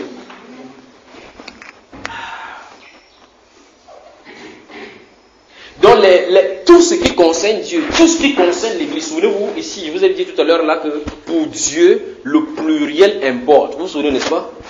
C'est ainsi, donc, quand vous allez voir, quand on va parler de l'Église, qu'est-ce que vous lisez dans la Bible? Vous allez parler de l'Église. Quand l'Église est écrite au pluriel, c'est une signification. Quand c'est écrit au singulier, c'est une signification. Je crois, lorsque j'ai parlé de l'Église selon Julien, j'en ai parlé là-dedans. Vous ne pouvez pas dire, par exemple, les églises des Douala, ça n'a pas un sens biblique. Que prions pour les églises des Douala, ça n'a pas un sens dans la Bible, ça ne se trouve pas. Parce qu'à Douala, il y a une seule église. C'est là, n'est-ce pas? Ok. Au Cameroun, on ne peut pas dire que prions pour l'église du Cameroun. Ça n'a pas de sens. Au Cameroun, il y a plusieurs églises. Donc ça veut dire que quand vous lisez au pluriel, je dis dans la Bible, là, vous lisez au pluriel ou au singulier, il faut qu'on fasse attention lorsqu'il est écrit ainsi. D'accord, bien aimé? Donc, Luc chapitre 12, nous voulons parler de l'enlèvement maintenant. Souvenez-vous, chaque fois qu'on va avancer maintenant, Gardez-vous à l'esprit les piliers que nous avons mis, les fondations que nous avons mises, n'est-ce pas? Et après avoir mis les fondations là, on a pris le carburant, n'est-ce pas? Donc le carburant répond maintenant, ça veut dire que je vais faire tout pour brosser, parce que lorsqu'on prend le carburant, on sait bientôt c'est le sommet qui arrive. Donc mieux je brosse rapidement. Ok. Avant qu'on en finisse, tout à l'heure nous concluons au niveau de Malachie où on a parlé des pères aux enfants et des enfants aux pères. Et j'ai dit celui-ci avait raison, il a expliqué les deux. Il y a deux Élie qui doivent venir. Et le dernier Élie qui doit venir, il doit venir avec Moïse. Vous savez ça, n'est-ce pas? Vous avez lu ça dans l'Apocalypse. Et puis dans Malachie, on a vu ça. Ok. Maintenant, on avance. Luc chapitre 12. Vous êtes dans Luc chapitre 12. 30 et 31, ces versets-là. Les versets 30 et 31. Vous y êtes? Allons-y. Car toutes ces choses, ce sont les païens du monde qui les recherchent. Votre Père sait que vous en avez besoin. Oui. 34. Car là où est votre trésor, là aussi sera votre cœur. 35.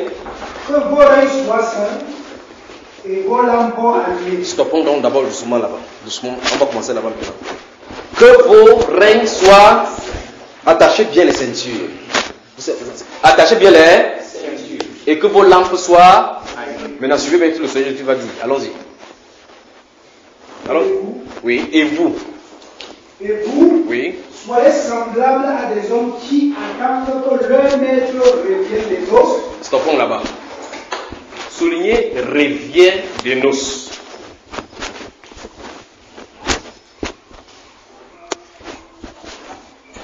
Vous y êtes dans revient des noces. Il dit et vous, entourez-vous.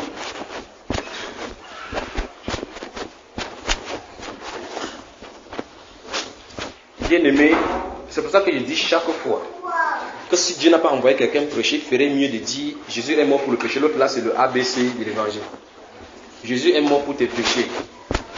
Repentez-vous et que soyez réconciliés avec Dieu. Pas vrai? Allez, fini là-bas. Il ferme sa soupape. Il ferme sa soupape.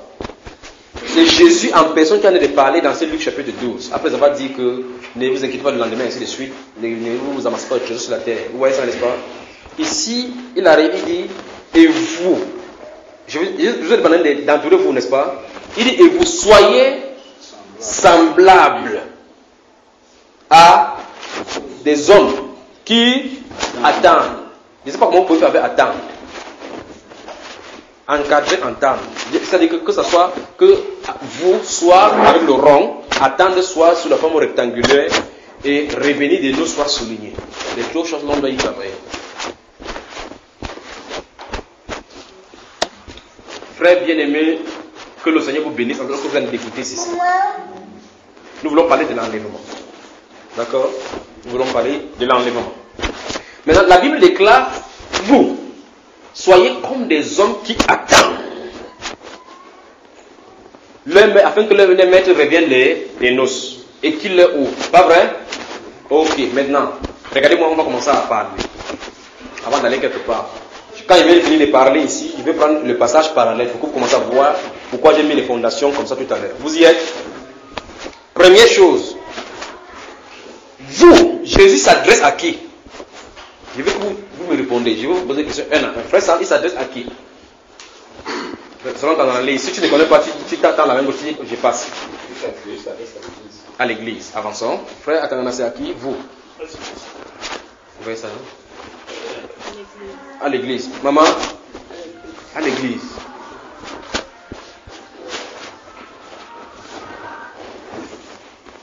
Ou, si tu ne connais pas, dans seulement le même que je passe. Tu as dit quoi déjà? Allons-y. À l'église. C'est d'ici. À parler à haute voix. Israël. Allons-y. Je ne connais pas. Je passe. Elle passe avec moi. Je s'adresse à toi. Amen. Donc je garde ta réponse à toi. Allons-y. À ses disciples. À ses disciples. Dieu. Vous entendez? Il croit que c'est la même question depuis là. Attends, c'est pas ce qu'il a dit. Il a dit Dieu, non? Il a dit quoi? Ah, ok, ça dit ça. L'église, parce qu'il a entendu Dieu. Parce que, oui, ou qui ça? Aux chrétiens. à son épouse. Je garde ces réponses-ci aussi. À nous qui serons enlevés. Je garde aussi ça. Je garde ces réponses. Il y a une réponse de qui? La sœur Mathilde. Aux élus. Je garde aussi ces réponses. Aux élus. Aux élus. Vous avez entendu, frère Michel? Non, pas du tout. Ouais. Ok. Donc je garde ça et ça. Et puis on va étudier. Vous savez pourquoi je garde cela? Parce qu'il faut. C'est ainsi. La façon. Pourquoi est-ce que je pose la question pour que ça soit interactif? C'est pour voir quand vous lisez votre Bible, c'est que vous comprenez. Parce que quand vous dites que, moi je comprends que c'est telle chose, ça veut dire que quand vous dites c'est à votre parole, c'est ça que vous allez arriver comme conclusion. Mais maintenant, quand on va se poser des questions, vous allez voir maintenant autre chose. D'accord, bien aimé? Je prie que le Saint-Esprit puisse venir sur votre cœur pour prendre sa parole chaque fois et vous les donner. Et souvenez-vous, on ne peut pas sortir de la parole. Maintenant, la première personne qui j'ai retenue, c'était qui? Tu as dit qu'elle s'adressait à toi. Maintenant, dis-nous pourquoi toi? Parce que dans tout ce que moi je lis, je me dis que c'est à moi qu'on parle. Par exemple, on dit que Judas allait se pendre, c'est à toi? Non. On dit, tu as dit tout ce que je lis. Donc, quand je dis tout ce que je lis, c'est. Maintenant, notre définition continue, ça va, ma soeur. Tout ce que je lis, c'est à moi qu'on s'adresse. Judas allait se pendre, donc ça ne passe pas aussi te pendre. Ici, c'était à l'épouse du Seigneur. Pourquoi tu dis c'est l'épouse du Seigneur? Il a fait, je sais, parler d'une parole, il dit qu'il est parti pour préparer les noces pour rechercher son épouse. Parce que nous attendons l'enlèvement, tu veux rechercher son épouse pour partir. Bonne réponse, mais sinon, j'accorde ta réponse là-bas. Moi, tu as dit? Je vais dire à nous qui serons enlevés. Ok, pourquoi? J'ai médité sur. Parce que j'ai médité sur le passage là, là-bas. Bon, que votre cœur soit là-bas. Bon, tout ça là. Bon. Et nous qui l'attendons, notre cœur doit être là-bas. Donc on doit t'enlever avec lui là-bas. Oui, c'est vrai. Avançons ici. Tu as dit aux élus. Pourquoi les élus? C'est sous les ailes qu'on comprend d'abord ce que veut dire élu, n'est-ce pas? L'élu, c'est ceux qui ont été prédestinés pour être enlevés. Ok. Pour être l'épouse et être enlevés. Même chose, frère Michel. Cela va de soi. Cela va de soi. Je voudrais également ajouter que, tel que la Bible même le dit, que beaucoup ont été appelés, mais peu l'ont été élus.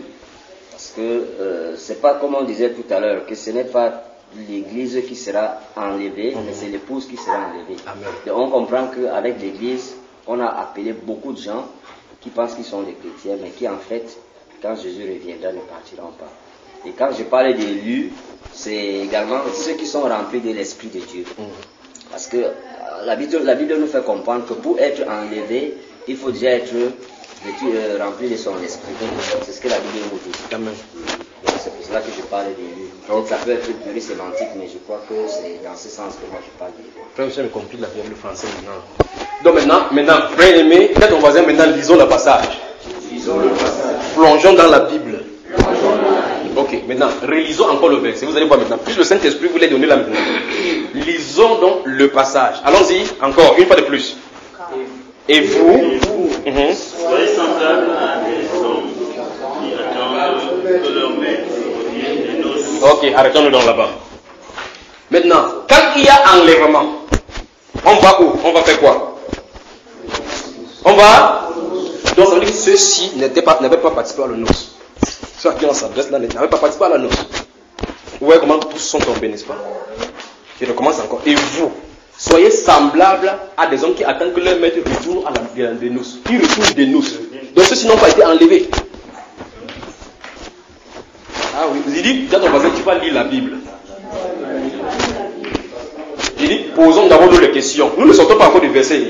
Il met les jalons encore pour avancer dans l'enlèvement. Il dit, et vous, soyez semblables à des hommes qui attendent que les maîtres retournent des noces. Donc la noce est déjà finie. Ah, mes chers amis, vous allez lire la Bible. Et vous, c'est pour ça que j'ai dit, c'est pour ça que c'est très important qu'il pose ces questions, que nous parlions ainsi. Sinon, il veut continuer à dire qu'on a dit des choses, on ne peut pas comprendre pourquoi. Parce que la Bible nous révèle là-bas que le maître qui a de revenir rendre des noces. Or, l'enlèvement va avoir lieu pour qu'on parte dans les noces. Vous saisissez, frère?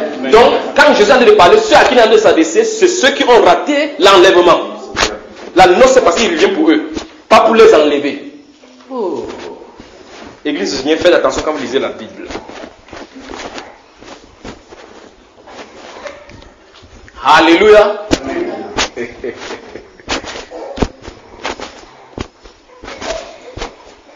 Alors maintenant, on peut répondre maintenant à la question, Jésus-Christ s'adresse à qui? Maintenant, vous voyez que nous sommes arrivés sur le pied, nous sommes même d'accord maintenant que c'est la personne. On a identifié ceux à qui c'est adressé, n'est-ce pas? Ainsi donc, avec les fondations que nous avons mises tout à l'heure, faites attention lorsqu'il est dit vous dans la Bible. Lorsqu'il est parlé aux chrétiens, ne dites pas, ne courez pas pour dire, il dit comme ça aux chrétiens. Alors vous allez voir la Bible déclare que nous sommes ressuscités et nous sommes assis avec lui ensemble, ce n'est pas tout le monde. J'ai été crucifié avec Christ, si je vis, c'est plus moi qui vis. Pour que ça soit réel, il faut que le Christ se manifeste lui-même en toi. Ce n'est pas vrai, ce n'est pas pour toi, c'est pour tous ceux qui sont ainsi. Bien que tu vas lire que j'ai été crucifié, j'ai été, ce n'est pas, la confession n'est pas vraie pour toi. Vous saisissez là, n'est-ce pas, bien-aimé? Je veux qu'on se comprenne. Jésus-Christ a dit que tout disciple accompli sera comme son maître. Donc si tu n'es pas encore comme son maître, tu n'es pas encore un disciple accompli. Vous savez, vous aurez lu ça dans la Bible, n'est-ce pas, bien-aimé? Okay. Je dis que je suis en train d'avancer sur un terrain difficile, mais je vais y avancer par la grâce du Seigneur. Parce qu'il s'agit de l'enlèvement. L'enlèvement, dis à ton voisin l'enlèvement. Ou mieux, l'héritage céleste. L'héritage céleste. La boue n'y entre pas. La boue n'y entre pas. C'est sans tache, sans péché, sans faute, irrépréhensible, rien de coupable, rien du camp de l'ennemi. Jusqu'à ce point-là. Aucun impur n'y entrera, dit le Seigneur. Vous avez lu ça dans l'Apocalypse. Je vous ai demandé de lire. Donc maintenant, si nous avons la Bible devant nos bien-aimés, c'est pour ça qu'il faut qu'on ait ce temps, parce qu'il peut parler, vous avez sommeil, vous ne saisissez pas. Voici votre Bible qui est devant vous. Jésus-Christ parle. Je vous ai mis la fondation. Si il commence à, chaque fois qu'il m'arrête pour poser des questions, méditez bien les poser. Parce que l'endroit où il n'y avait pas de questions, je ne posais pas de questions. S'il y a une question que je vous arrête, déjà commencer à poser des questions, soyez-en sûr qu'il y a une préoccupation là-bas. D'accord, bien aimé? Préparez-vous donc comme ça. Chaque fois qu'il vous arrête quelque part pour dire, répondez à la question, méditez bien. Il dit, et vous, soyez semblables. Vous avez vu directement, vous avez vu semblables, vous avez vu noce, vous avez vu maître. Normalement, le maître c'est Jésus. Les noces c'est d'abord. Mais là où vous n'avez pas été vigilant, c'est que ici, le maître est en train de revenir des noces. Vous avez vu comment vous n'avez pas été vigilant, n'est-ce pas? Que le maître est en train de revenir des noces. S'il revient des noces, le mariage s'est déjà passé. Donc son épouse a été enlevée. Matthieu chapitre 25. Tiens ton voisin, tu vas lire ta Bible. Matthieu chapitre 25. Oui, frère. Je voulais comment dire un peu les autres versets qui suivent. Voilà, suivez maintenant. Nous trouvons dans l'étude contextuelle dont il parlait tout à l'heure. Observez. Oui, et que le. Non, je ne conteste pas. Non, pas contexte. Pas contester. Ah, le contexte. Okay. Vous avez remarqué que j'ai demandé que vous arrêtez seulement. Essayez pas parler que votre cœur soit là-bas, votre truc là-bas. Avançons, frère Michel. C'est serviteur que le maître, à son arrivée, trouvera veillant. En fait, avant que tu ne lises ces versets-ci, quand l'apôtre Pierre a entendu ces questions, il a posé la question, est-ce à nous seulement que tu le dis, ou tu dis à tous, jusqu'à continuer à parler autre chose? Vous avez remarqué, n'est-ce pas?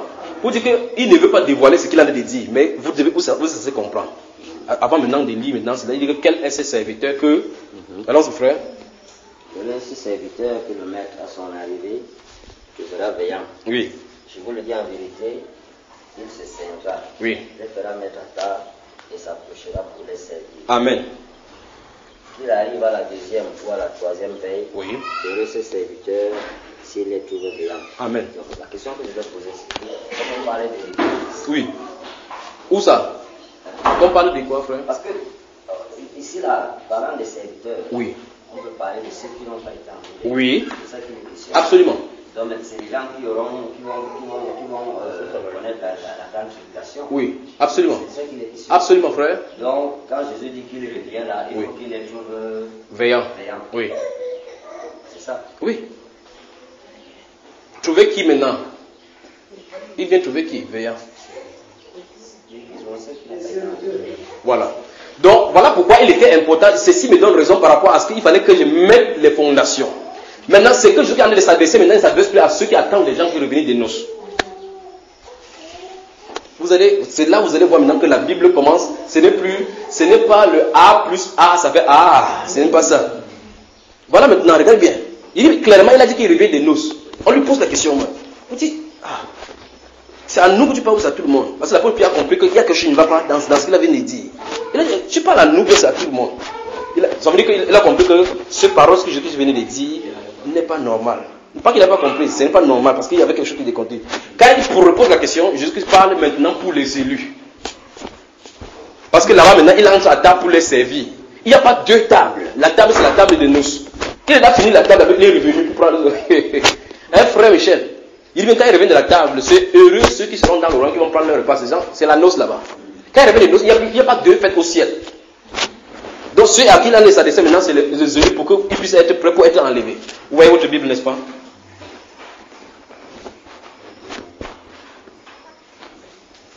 Donc, les gens qui disent qu'il faut que lire tout le texte pour bien comprendre. Lisez, vous comprenez bien, je vois. Ce n'est pas la livre, c'est pas la littérature ici. Ce n'est pas la littérature. Ça concerne deux catégories de personnes. Deux catégories différentes. Ne t'inquiète pas, on va y arriver maintenant au chapitre 25. On voit maintenant, il va arranger maintenant la chose en sens inverse. Mais ce qui nous intéresse, c'est que le maître allait revenir de la noce. S'il revient de la noce, il a célébré la noce avec une autre personne. Et ceux-ci attendent qu'il revienne des noces. C'est ce qui nous intéresse là-bas. On est d'accord, bien aimé? Madame, ça va? Matthieu chapitre 25, lisons les 13 premiers versets. Allons-y. Alors, le royaume des cieux sera semblable à 10 vierges qui, ayant pris leur lampe, allèrent à la rencontre de l'épreuve. Oui. 5 d'entre elles étaient folles et 5 sages. Les folles, en prenant leur lampe, ne prirent point d'huile avec elles, mais les sages prirent avec leur lampe de l'huile de rame. Comme le coup tardait, toutes s'assoupirent et s'endormirent. Au milieu de la nuit, on cria, voici l'époux, allez à sa rencontre. Alors toutes ces vierges se réveillèrent et préparèrent leur lampe. Les folles dirent aux sages, donnez-nous de votre huile, car nos lampes s'éteignent. Les sages répondirent, non, il n'y en aura pas assez pour nous et pour vous. Ça ne nous distrait pas. Allez plutôt chez ceux qui en vendent et achetez-en pour vous. Oui. Pendant qu'elles allaient en acheter, l'époux arriva. Celles qui étaient prêtes entraient avec lui dans la salle des noces. Soulignez, dans la salle des noces. Vous avez ça bien aimé? La Bible ne peut pas dire autre chose. Vous avez vu, n'est-ce pas, frère Michel? Celles qui étaient prêtes entraient dans la salle des noces, oui. Et la porte fut fermée. Oui. Plus tard, les autres vierges vinrent. Vous avez entendu, non? Vous avez vu ça, n'est-ce pas? Les autres vierges vinrent et dirent, Seigneur, ouvre-nous. Vous avez trouvé, il dit, je les sais d'où vous êtes. Arrêtons-nous là-bas. Ne fermez pas encore ces gens, Matthieu là. Dans le livre de Luc, Jésus a d'abord averti. Il a dit, regardez bien, il a dit, écoutez là, arrête ça là, la fille là. Jésus a dit, que vos règnes soient saints. Souvenez-vous, il avait dit l'une des armes, ce qui doit être autour de règne, c'est la vérité. Vivez dans la vérité et maintenez la flamme du Saint-Esprit. Que vos règnes soient saints et vos lampes allumées. C'est ce qu'il vient de leur dire. Marchez dans la vérité et vivez par l'esprit. Ils n'ont pas écouté. Ceux qui ont marché dans la vérité et animés de l'esprit ont été enlevés. Il dit bien, nous sommes dans Luc 12. L'avertissement qu'il a donné, que vos reins soient saints et vos lampes allumées. Parce que c'est la lampe allumée qui va permettre aux gens d'aller dans l'enlèvement. La Bible nous révèle que ces catégories-ci n'avaient pas leur lampe allumée. C'est pour ça qu'ils sont restés. Bien que c'était des vierges. Vierges, c'est parce qu'elles ont été purifiées par le sang de Jésus. C'est ici, n'est-ce pas? Ce sont des vierges et la virginité est liée à la famille. Il n'y a pas des endroits, il n'y a aucun verset dans la Bible qui veut que les hommes soient vierges en dehors des 144 000. Il n'y en a pas. D'accord, bien aimé? Il n'y a pas d'endroit dans votre Bible où on exige que les hommes soient vierges en dehors des 144 000. Ce sont les femmes. La virginité a lieu à la femme. Autrement dit, si c'est lié à la femme, donc ça veut dire que c'est une église. Donc l'église est bien du fait que l'église est purifiée de ses péchés. Elle n'a pas la lampe. La lampe n'est pas allumée. Parce que la lampe est symbolisée par la parole.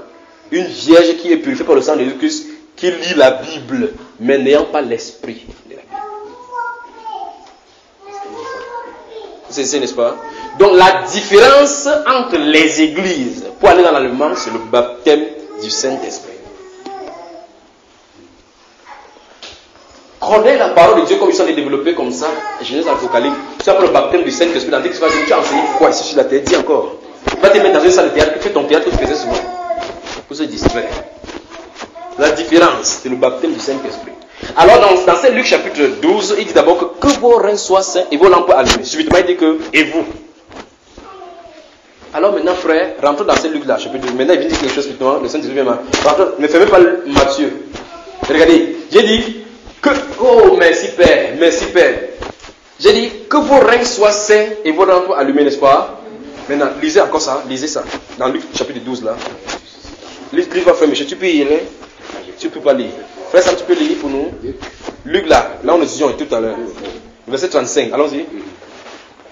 Que vos reins soient saints et vos lampes allumées. Stop, bon. Maintenant, lis comment ça commence le volet suivant. Et vous, stop. Il y a un problème, frère. Vous voyez, directement c'est révélateur, pas vrai? Amen. Je t'ai demandé à quelqu'un que vos reins soient saints. Et vous? Comment ça n'a pas de sens là? Ça n'a pas de sens. Si ça s'adresse aux mêmes personnes. Vous venez voir là, n'est-ce pas? J'ai dit, dis à ton voisin, tu vas lire la Bible. Tu vas lire la Bible. Merci Père. Merci Père.